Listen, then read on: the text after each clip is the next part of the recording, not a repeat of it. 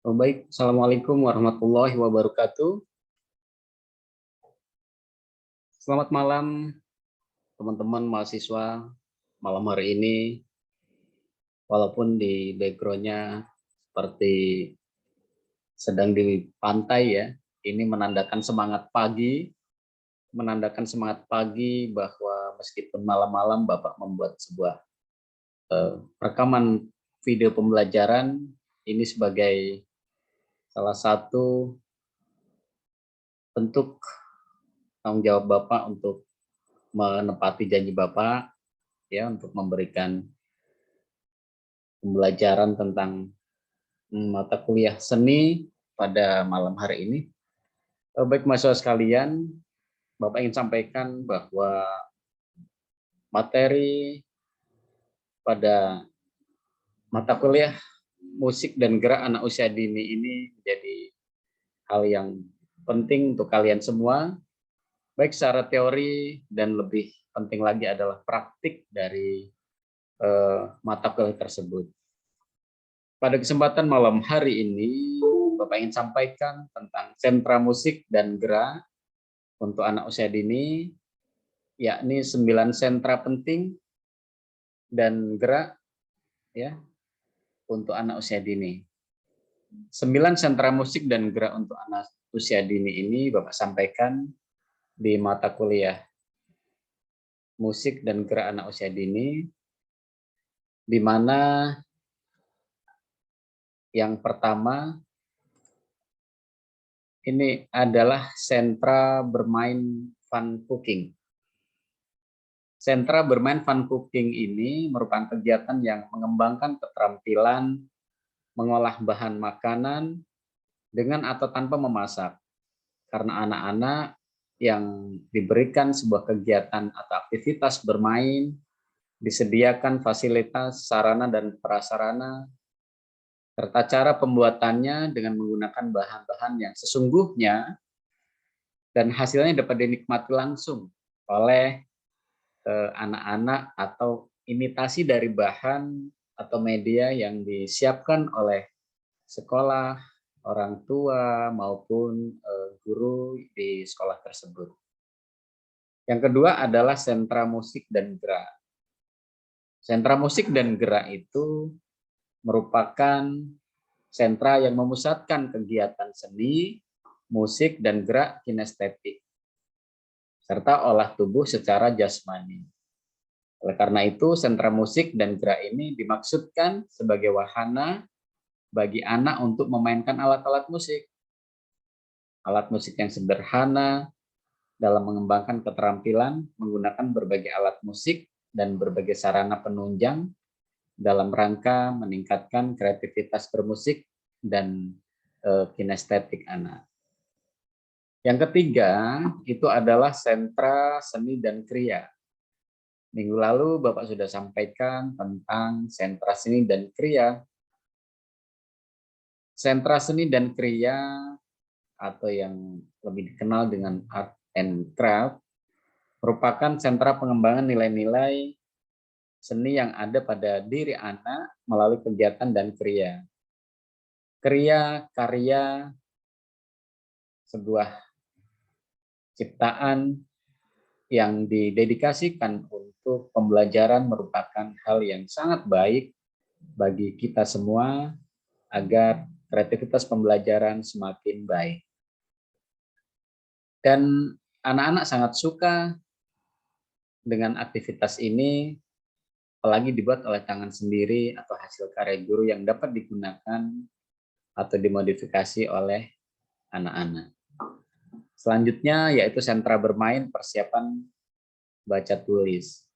Sentra ini pusat kegiatan bermain dalam persiapan membaca dan menulis, sehingga kegiatan ini juga bisa menunjang persiapan atau prepare untuk meningkatkan sebuah kemampuan akademik anak agar bisa mengikuti pendidikan di sekolah dasar.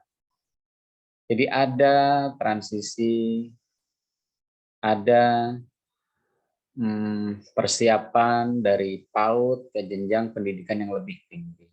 Atau setelah PAUD itu adalah pendidikan sekolah dasar, anak-anak sudah mempersiapkan, anak-anak sudah dipersiapkan dengan baik, sehingga ketika dia masuk di sekolah dasar menjadi salah satu modal untuk bisa mengikuti pembelajaran dengan baik pula.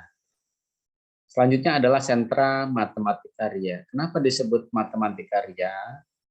Biasanya kalau hanya matematika saja membuat kita seperti bertemu dengan sebuah momok, atau momok itu seperti hantu. Menakutkan ketika bertemu dengan pelajaran matematika. Tapi bagaimana kita mengemas pembelajaran matematika itu menjadi matematika yang ria, yang menyenangkan, yang membuat anak-anak gembira. Sentra Matematika Ria itu merupakan pusat kegiatan belajar yang dapat mengembangkan sebuah keterampilan untuk mengolah angka atau kemahiran menggunakan logika atau akal yang sehat. Logika matematika itu merupakan kecerdasan yang harus dikembangkan yang ada pada diri anak, dan ini menjadi sebuah variabel yang sangat baik, variabel yang sangat penting, variabel yang bisa dijadikan untuk salah satu penelitian, sehingga kalian nanti bisa mengangkat ini menjadi salah satu riset kalian jika berminat di matematika ria ini. Ada sentra bahan alam atau yang dikenal dengan sentra outdoor. Bahan alam ini mudah didapat di lingkungan sekitar. Kita pernah belajar media dan sumber belajar, salah satunya adalah bahan alam. Sentra bahan alam atau outdoor ini didapat di luar ruangan. Ini adalah sebuah wahana bagi anak-anak untuk berkegiatan fisik motorik yang berada di lingkungan luar ruang kelas. Nah, maka ketika kita melaksanakan pembelajaran outdoor, kita harus betul-betul mengelola pembelajaran ini dengan baik. Tantangannya lebih besar ketimbang pembelajaran indoor. Karena pembelajaran outdoor ini kita harus betul-betul mengawasi gerak-gerik anak, ya, mengawasi aktivitas anak secara optimal. Bisa di pelataran kelas, bisa di halaman sekolah, bisa di taman, atau di kebun. Nah, kegiatan ini sangat menyenangkan tentunya, baik bagi guru dan pastinya pada anak-anak kita. Ada sentra bermain peran makro. Kalau ada makro biasanya ada mikro ya. Kita bahas dulu yang sentra bermain makro. Sentra bermain makro itu adalah kegiatan bermain di mana seorang anak melakukan peniruan terhadap perilaku orang lain, baik dalam bentuk nyata maupun dalam imajinasi anak. Nah, dalam kegiatan bermain peran itu, anak akan memerankan tokoh apa sih yang akan dilihat, tokoh apa sih yang akan diperankan. Seperti meniru perilaku ibu misalnya, seperti meniru perilaku ayahnya misalnya, bapaknya, atau tokoh hayalan mungkin seperti Batman, Superman, Superboy, atau pahlawan-pahlawan yang lain yang mereka sukai. Juga berbagai profesi kerja seperti dokter, tentara, dosen, guru, dan lain sebagainya. Nah, kalau tadi kita bicara tentang sentra bermain makro, sekarang kita akan coba bahas sedikit sentra bermain mikro. Banyak tentunya aktivitas yang bisa kita berikan, yang bisa kita kembangkan untuk mengasah kemampuan dan keterampilan anak-anak. Nah, salah satunya adalah dengan sentra bermain mikro.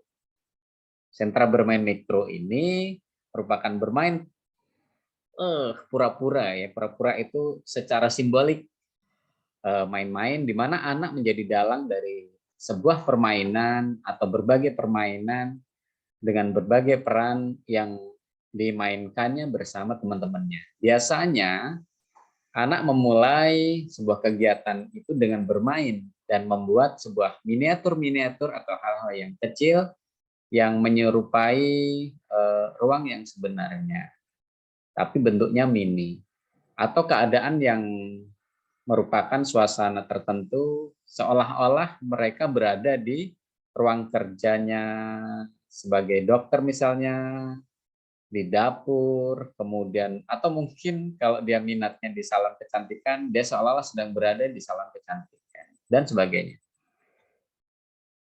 Nah, ada juga sentra bermain balok di lembaga pendidikan anak usia dini, baik itu di kelompok bermain, di TKA, TKB, ya, di tempat atau lembaga non formal lainnya.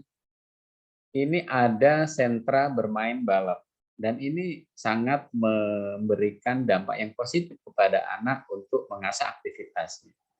Sentra bermain balok itu adalah tempat anak bermain dengan aneka balok baik secara berkelompok maupun individu, berdua ataupun sendiri. Nah, dalam membuat suatu bentuk ataupun bangunan yang berwujud nyata atau mendekati wujud yang sesungguhnya, maka sentra balok ini menjadi salah satu sentra untuk bermain agar anak-anak bisa mengembangkan motoriknya dan perkembangan yang lain.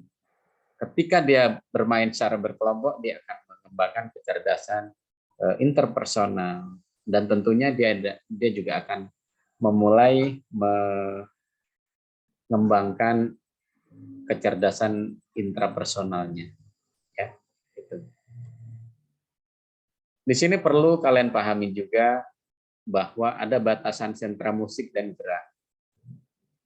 Sentra musik dan gerak adalah sentra yang memusatkan kegiatan seni musik dan gerak kinestetik. Nah, serta anak yang memiliki minat dan bakat di sini, kita nanti akan coba berikanlah semacam praktik-praktik kecil sehingga secara kinestetik, olah tubuh secara jasmani itu memang betul-betul mampu dikembangkan dengan baik.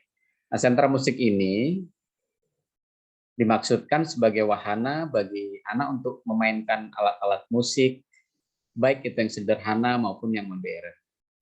Dalam mengembangkan keterampilan, menggunakan berbagai alat musik dan berbagai sarana penunjang kreativitas bermusik, serta gerak atau kinestetik anak. Nah, perlu diketahui bahwa sentra musik dan gerak itu merupakan pengembangan kemampuan seni suara, kemudian pengembangan kemampuan seni musik, ya, ada seni gerak dan kreativitas anak di usianya. Nah, di sentra ini anak melakukan kegiatan bermain yang dapat melatih kreativitasnya. Dalam pengalamannya ini bisa menumbuhkan, bisa mengembangkan pengalaman motoriknya. Bagaimana cara dia bernyanyi, yang tadinya malu-malu menjadi anak yang mau untuk mengeluarkan suaranya, mau menyanyi, mau mengucapkan syair, mau bertepuk pola, mau membuat dan memainkan alat musik, perkusi misalnya, ritmik, senam, menari, bermain pantomim, dan lain sebagainya. Nah, inilah batasan-batasan sentra musik dan gerak. Tentunya batasan sentra dan musik gerak ini juga harus memperhatikan perkembangan anak usia dini. Bukan berarti dibatasi, tapi ada batasan-batasan yang harus diperhatikan oleh guru dalam perkembangan anak usia dini. Nah, maka perlu dibuat semacam pengembangan proyek tema. Sentra musik dan gerak itu sangat penting ya dan bermanfaat dalam pembelajaran anak usia dini. Hal ini tentunya harus dicari kegiatan-kegiatan yang sangat menyenangkan untuk anak-anak. Kenapa? Seni itu kan merupakan sarana belajar yang mudah diterima oleh anak-anak. Baik itu seni rupa, baik itu seni tari, seni musik, dan masih banyak seni yang lainnya. Oleh karena itu, secara spesifik, sentra musik dan gerak ini dapat mendukung berbagai aspek perkembangan anak. Ada 4 aspek penting yang dibahas pada malam hari ini. Yang pertama adalah aspek perkembangan kognitif. Pada aspek perkembangan kognitif ini, bahwa musik itu dapat mempengaruhi perkembangan kecerdasan intelektual dan emosional anak.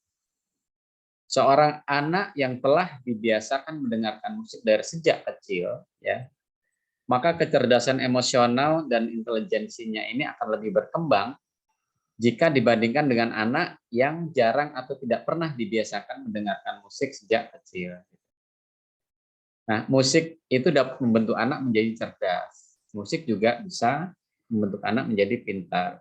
Ini berdasarkan riset yang dilakukan oleh orang-orang yang berminat di bidang seni.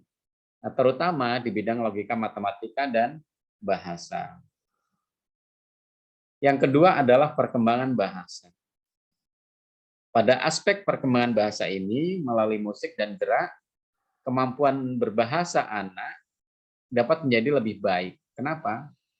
Karena kata-kata yang tertulis dalam lagu itu didengar atau dinyanyikan oleh anak-anak untuk menambah perbendaharaan kata. Dan ini mampu memahami makna yang terkandung dalam lagu tersebut. Yang ketiga adalah aspek perkembangan motorik. Nah, pada aspek ini, bermain musik itu bisa melatih koordinasi motorik dan indera anak. Maka saat anak memencet tuts piano atau organ, memukul gendang atau meniup trompet, anak akan terlatih peka terhadap bunyi, sehingga mampu menyelaraskan irama yang didengar dengan gerakan tubuhnya. Yang terakhir adalah perkembangan sosial dan emosional. Pada tahap ini, ya teman-teman semua, melalui musik dan gerak, anak dapat menyalurkan perasaan dan emosi yang sedang dialaminya. Selain itu, musik juga mampu mengurangi stres pada anak. Apa anak itu stres? Ya, anak itu tidak terlihat ya stres, tapi ketika anak itu sudah mulai murung, sudah mulai diam, sudah mulai jenuh, sudah mulai agak sulit komunikasinya, itu menandakan atau menjadi salah satu indikator bahwa anak itu sedang stres. Maka membelajarkan anak itu tidak untuk pintar, tapi bagaimana anak itu bisa bahagia. Happy kid, happy teacher, happy kid, happy parent. Jadi anak bahagia itu orang tua juga bahagia. Anak-anak senang, guru-guru juga senang.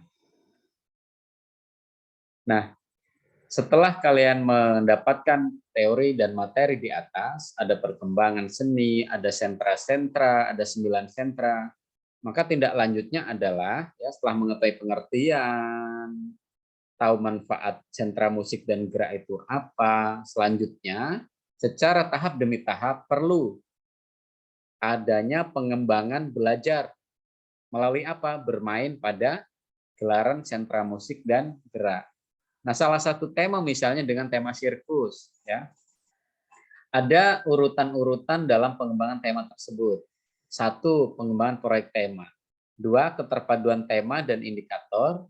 Ketiga, pengembangan materi, ada bahan ajar, ada permainan. Keempat, pengembangan strategi pembelajaran, rencana harian, ya, atau RTPH. Nah, selain tema sirkus, apakah masih ada tema yang lainnya? Sangat banyak, ya. Jadi selain tema sirkus masih banyak tema yang lain yang perlu dikembangkan sesuai dengan minat dan pastinya memberikan dampak positif pada perkembangan anak. Coba perhatikan ya, teman-teman perhatikan.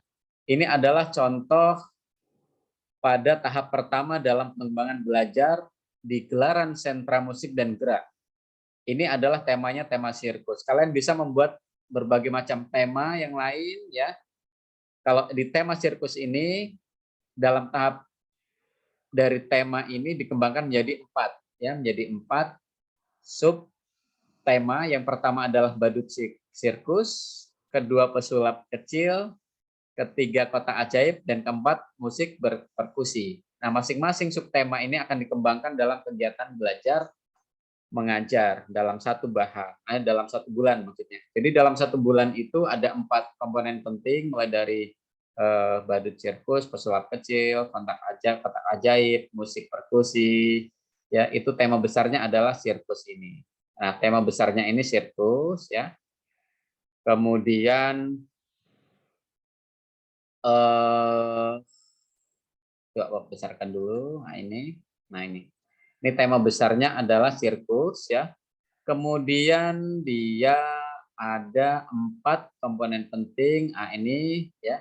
Badutnya. Nah, ini badut. Yang pertama badut. Badut ini punya 4 komponen, yang menonton, aku suka sirkus, aku lihat atraksi sirkus. Kemudian ada pesulap kecil. Pesulap kecilnya siapa aja? Tongkat pesulap, bisbim, salabim, abrakadabra misalnya. Ada kotak ajaib, ada kotak sulap, ada kantung pintar ya. Ada musiknya, goyang gelang, stik bola, tarian, bunyi, dan bergoyang. Nah, ini adalah salah satu tema yang bisa dikembangkan menjadi beberapa subtema. Nah, gitu. Nah, teman-teman bisa perhatikan lagi, ini adalah hal yang penting nih, ya. Ini ada hal yang sangat baik sekali. Nah, ini adalah keterpaduan tema dan indikator. Tahap selanjutnya apa? Tahap keterpaduan tema dan indikator. Nah, pada tahap ini, teman-teman, tema dan subtema tadi yang tentang sirkus itu dipadukan dengan indikator. Seperti logika matematika, ini kecerdasan semua ya. Body kinestetik, kemudian visual spasial, linguistik, intrapersonal, interpersonal, musikal, spiritual, dan naturalistik. Untuk lebih jelas, coba perhatikan bagian di samping. Ini sirkus ini dibuat 4 minggu, 1 bulan berarti ya, 1 bulan. Subtemanya adalah pesulap. Kemudian pesulap kecil ya, badut sirkus, kotak ajaib, dan musik perkusi. Ini ada 4 subtema dalam tema sirkus ini. Nah, di sini di kecerdasan interpersonal, intrapersonal ini, anak mampu menunjukkan antusiasme, anak mampu menunjukkan ekspresi yang wajar saat marah, sedih, takut, kesal. Nah, itu ditunjukkan semua. Nah, ini merupakan kecerdasan intrapersonal. Nah, kecerdasan intrapersonal lainnya misalnya mampu menunjukkan rasa sayang pada teman-temannya, mengenal sopan santun, mampu menjadi pendengar yang baik, mampu membantu teman yang kesulitan. Nah, ini intrapersonal. Harus bisa bedakan ya, mana kecerdasan interpersonal dan kecerdasan intrapersonal. Kalau intra itu berarti antar, ya. Kerja kelompok itu dalam satu kelompok itu bisa dinamakan dengan kecerdasan intra, jadi antar. Kalau dia interpersonal berarti kalau intra itu kemampuan diri ya, kemampuan dari dalam diri. Kalau ada kan interpersonal ya, ada kecerdasan interpersonal, ada kecerdasan intra. Jadi kalau inter itu antar ya, antar. Intra itu berarti dalam diri.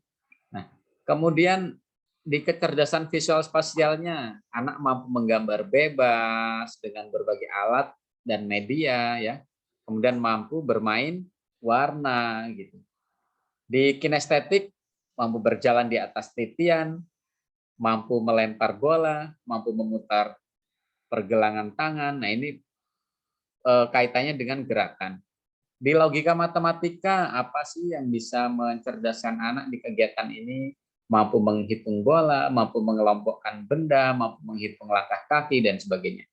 Di bahasa atau linguistik, mampu menirukan kembali kata-kata dengan pengucapan yang benar misalnya. Kemudian di poin kedua misalnya mampu menyebutkan nama benda yang ditunjuk atau dilihat. Nah, jadi di dalam permainan itu banyak kecerdasan yang dikembangkan. Di musikal, memukul benda dengan tangan, musikal, mengeluarkan bunyi. Mampu memukul benda dengan stick, sendok, sampai mengeluarkan bunyi, mampu bernyanyi bersama, mampu menirukan pola ketukan, nah itu adalah kecerdasan musikal. Spiritualnya, berdoa sebelum dan sesudah melakukan kegiatan, menirukan sikap berdoa, itu adalah hal-hal kecil yang bisa disebut sebagai kecerdasan spiritual. Ya. Kecerdasan naturalistiknya, mengenal lingkungan sekitar dengan bahan alam yang disiapkan tadi, misalnya di sentra bahan alam atau outdoor. memanfaatkan barang-barang bekas, kemudian membuang sampah pada tempatnya. Ini adalah kecerdasan-kecerdasan naturalistik. Demikian dan sampai jumpa di pertemuan berikutnya. Teman-teman semua jaga kesehatan dan jika ada pertanyaan atau diskusi kita bisa diskusikan dan kita bisa lakukan pertemuan di minggu yang akan datang. Terima kasih dan Assalamualaikum warahmatullahi wabarakatuh.